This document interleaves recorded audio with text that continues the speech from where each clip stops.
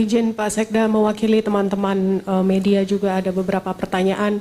Yang pertama mungkin yang sangat penting adalah berkaitan dengan social distancing, yang juga berkaitan dengan upacara atau ritual keagamaan, karena masih ada beberapa wilayah yang melaksanakan lasti misalnya tidak menerapkan batas maksimal 25 orang, kemudian juga ada Dewase Ngaben tanggal 29 Maret nanti, dan ada juga Purnama Kedase tanggal 7 April, di mana pasti akan banyak upacara adat pada tanggal-tanggal tersebut.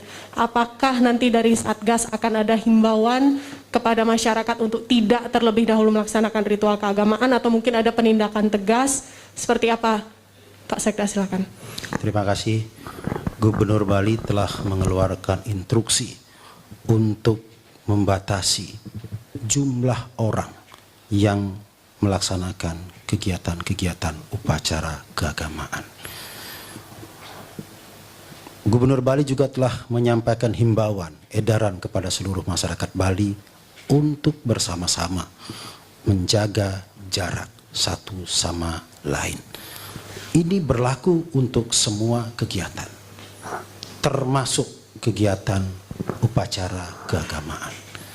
Atas pemahaman yang baik terhadap potensi bahaya dari COVID-19 ini, maka kami mohon kepada seluruh masyarakat Bali untuk memahami dengan benar arahan dari pemerintah, baik pemerintah pusat maupun pemerintah Provinsi Bali. Untuk hari-hari berikutnya ada upacara-upacara keagamaan, tentu saja pemerintah Provinsi Bali akan memberikan arahan-arahan kembali ya, sesuai dengan perkembangan. Yang terpenting adalah keyakinan masyarakat bahwa arah kebijakan pemerintah ini adalah untuk menyelamatkan masyarakat. Oleh karena itu, mari kita dukung bersama-sama. Jangan mencari-cari alasan, jangan menggunakan argumen-argumen yang sesungguhnya membahayakan keselamatan diri sendiri dan keselamatan masyarakat kita. Mari kita ikuti arahan untuk menjaga jarak atau social distancing ini, atau physical distancing ini dengan sebaik-baiknya. Hal-hal yang bisa kita tunda, mari kita tunda. Hal-hal yang bisa kita batalkan, mari kita batalkan. Semuanya ini adalah untuk keselamatan diri Anda, keselamatan keluarga Anda, keselamatan komunitas Anda, dan keselamatan seluruh masyarakat Bali. Ya, saya Pak nama saya Winata dari Bali TV dan Bali Post. Ada beberapa pertanyaan Pak. Yang pertama tentang kekuatan tim kesehatan kita Pak, baik SDM maupun infrastruktur peralatan. Karena ada berkembang di informasi yang kita dengar, katanya di Sanglah ini kekurangan peralatan untuk APD. Nah, apakah ini diterima sama oleh Satgas informasi ini, atau hanya karena ada teman-teman kami yang alumni Fakultas Kedokteran itu harus mengumpulkan duit Pak katanya. Urunan untuk membeli APD, yang katanya habis Pak itu. Ada juga surat RR Sanglah itu mau menunggu CSR itu dananya kurang atau gimana? Kalau gitu jadi pertanyaan dari buat kita. Kemudian yang kedua berkaitan dengan orang dalam pengawasan di pasien dalam pengawasan di Buleleng ya. Ada 4 orang. Apakah hasil labnya sudah keluar atau belum Pak? Ya, terima kasih. Terima kasih. Jadi yang pertama mengenai SDM. Ya, kami Satgas sudah memahami, ya kan, terutama sekali di Rumah Sakit Sanglah karena ada penambahan PDP ya. Begitu juga keterbatasan alat sudah kami ketahui ya. Karena kami monitor terus. Untuk SDM kami sudah bekerja sama dengan Fakultas Kedokteran Universitas Udayana dan juga Sekolah Tinggi Ilmu Kesehatan yang ada di Bali untuk memberikan dukungan SDM-nya. Dan ini sudah mulai berjalan dan ke depan akan terus ditingkatkan sesuai dengan kebutuhan. Kemudian yang kedua mengenai APD. Suasananya pada saat sekarang ini memang ada kelangkaan APD. Kondisinya sudah kami pahami. Anggaran sudah kita sediakan. Upaya minta ke pemerintah pusat sudah kami lakukan. Tetapi ini adalah fenomena nasional. Secara nasional memang sedang menghadapi kelangkaan tentang APD itu. Oleh karena itu, maka penggunaan APD harus digunakan seefisien dan seefektif mungkin. Kami telah menemukan cara untuk menghemat penggunaan APD, yakni dengan mempercepat pelaksanaan tes. Ya. Jadi rapid test, screening, dan uji lab di Rumah Sakit Sanglah yang akan kami lakukan sesegera mungkin itu adalah bagian dari strategi untuk menghemat APD dan SDM di rumah sakit. Karena kebutuhan APD yang tinggi, kebutuhan SDM yang tinggi, itu salah satunya disebabkan oleh karena lamanya pasien dalam pengawasan ini di rumah sakit, menunggu hasil uji lab. Jadi kalau satu orang PDP menunggu hasil uji labnya 3 hari, maka dia sekurang-kurangnya 3 hari juga di rumah sakit. Berarti orang itu harus dirawat selama 3 hari. Sehingga membutuhkan SDM yang banyak dan juga sekaligus membutuhkan APD yang banyak. Karena APD ini untuk COVID-19 ini sifatnya sekali pakai. Nah, oleh karena itu di tengah situasi kelangkaan APD ini, tentu saja kami terus bekerja mencari. Untuk anggaran tidak ada masalah, stok barangnya yang masalah. Kami masih terus bekerja mencari, membuka akses berbagai sumber untuk mendapatkan itu. Yang kedua adalah kami berupaya untuk mempercepat pelaksanaan tes. Kalau percepatan ini bisa kita laksanakan, maka berarti orang atau PDP itu akan singkat di rumah sakit. Kalau nanti dalam 1-2 hari ke depan, Rumah Sakit Sanglah sudah bisa melaksanakan tes di laboratoriumnya, kalau tesnya 1 hari keluar, maka berarti orang itu 1 hari juga di rumah sakit. Sehingga kebutuhan APD makin sedikit, SDM juga makin sedikit. Jadi ini adalah bagian dari strategi itu. Kemudian yang kedua, tentang persoalan yang dihadapi oleh Rumah Sakit Sanglah yang mengeluarkan surat himbauan kepada para donatur untuk memberikan donasi mengatasi kesulitan di Rumah Sakit Sanglah. Saya yang berkomunikasi langsung dengan Pak Direktur untuk merevisi surat tersebut atau untuk mencabut surat tersebut. Ya. Kami sudah sampaikan bahwa kebutuhan Rumah Sakit Sanglah untuk penanganan COVID-19 ini agar diajukan ke pemerintah Provinsi Bali. Bapak Gubernur sudah menyatakan bersedia untuk membantu biaya itu. Ya, saya kira itu ya. Ya, sebagai bagian dari ketaatan saya untuk melaksanakan protokol komunikasi ini, maka saya sudah mengatakan bahwa dari 96 PDP itu 3 orang yang positif. Itu sudah cukup. Protokolnya seperti itu. Jadi mohon dipahami. Ya. Berkaitan dengan ini lagi Pak, peta persebaran. Mungkinkah pemerintah Provinsi Bali akan segera mengeluarkan peta persebaran untuk COVID-19? Kemudian juga berkaitan dengan ada tuduhan dari masyarakat bahwa pemerintah Provinsi Bali dianggap tidak transparan terhadap jumlah kasus maupun juga penanganan daripada COVID-19 ini. Apakah mungkin ada kesengajaan dari pemerintah untuk menutupi kasus dan potensi persebarannya? Yang terakhir Pak, untuk dana APBD berapa sih yang dialokasikan oleh pemerintah Provinsi Bali untuk penanganan COVID-19 ini? Terima kasih. Baik, saya jawab dari yang terakhir. Berapa anggaran yang dianggarkan oleh pemerintah Provinsi Bali untuk penanganan COVID?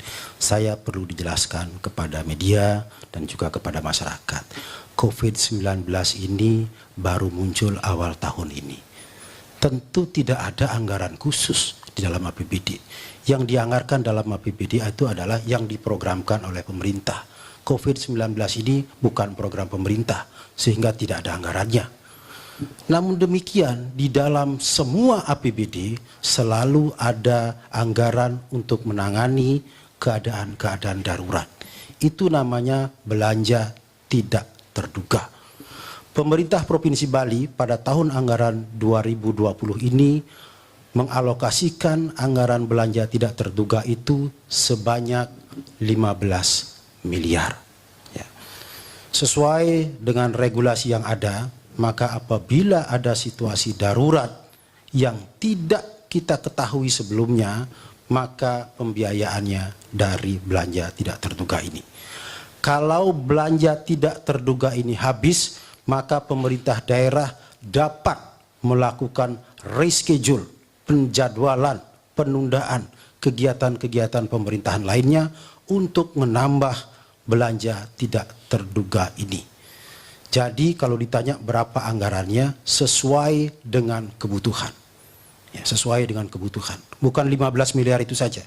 Kalau itu habis, sementara perkembangan penyakitnya masih berjalan, maka pemerintah Provinsi Bali akan segera melakukan reschedule, penundaan, bahkan bila perlu pembatalan kegiatan pemerintahan untuk anggarannya dialokasikan kepada upaya-upaya penanganan ini. Jadi saya ingin meyakinkan masyarakat bahwa tidak ada persoalan pada sisi anggaran. Gitu ya. Kemudian yang kedua, mengenai anggapan bahwa pemerintah Provinsi Bali tidak transparan di dalam mengungkapkan data tentang PDP ini.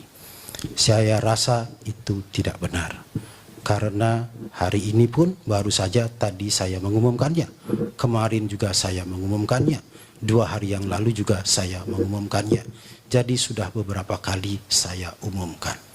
Bahwa yang diumumkan itu hanya menyebut jumlah, hanya menyebut kewarganegaraan, hanya menyebut umur, hanya menyebut jenis kelamin. Itu adalah protokol komunikasi untuk COVID-19. Ya, protokolnya seperti itu. Sudah berkali-kali dikatakan oleh pemerintah pusat bahwa tidak boleh menyampaikan identitas, ya, nama, tempat. Karena hal ini bisa menimbulkan hal-hal yang tidak kita inginkan di masyarakat. Jadi saya klarifikasi, tidak benar pemerintah Provinsi Bali tidak transparan di dalam mengungkapkan angka-angka itu. Ya. Karena yang boleh diucapkan, yang boleh disampaikan ke publik sesuai dengan protokol komunikasi COVID-19 ini adalah itu. Dan itu sudah kami update setiap hari. Sekarang setiap sore saya akan mengupdate perkembangan itu. Ya. Ya. Kemudian mengenai peta persebaran. Ya, kita harus mendefinisikan apa itu peta persebaran. Peta persebaran ini datangnya dari kasus-kasus yang terjadi di lapangan. Di mana kasus itu terjadi, dipetakan, disusun, lalu dikelompokkan, kemudian dari daerah ini sekian. Lalu dari situ kita buat peta. Nah, sekarang ini, data yang ada saat sekarang ini, sebagian besar PDP itu adalah warga negara asing, datangnya dari luar. Sehingga dengan demikian, bahkan yang positif itu pun adalah warga negara asing, hanya 1 WNI.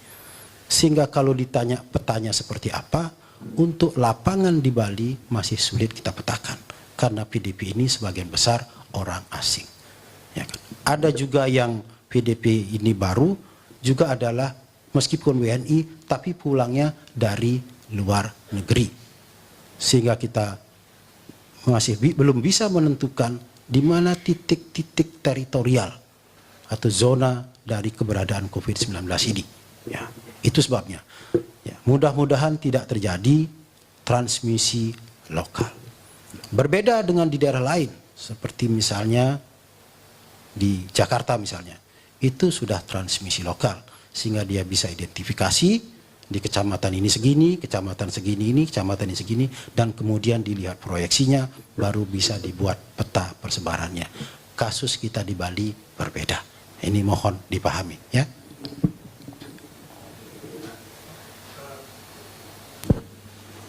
Berkaitan dengan tadi Pak, atau yang informasi kemarin yang 217 orang hasil tracing yang kontak erat, itu hari ini ada penambahan itu nggak Pak, orang yang hasil tracing Pak, yang kontak erat dengan pasien yang positif itu? Iya, hari ini tidak ada informasi baru tentang tambahan Jadi kontak. masih tetap 217? Masih tetap di angka itu. Ya. Oke. Karena yang kemarin sudah diketemukan tidak ada melaporkan lagi tentang ada kontak-kontak dengan orang lain. Kalau tim di lapangan terus bekerja mencari informasi itu. Kalau kepentingan tim adalah mendapatkan semua orang itu yang pernah kontak.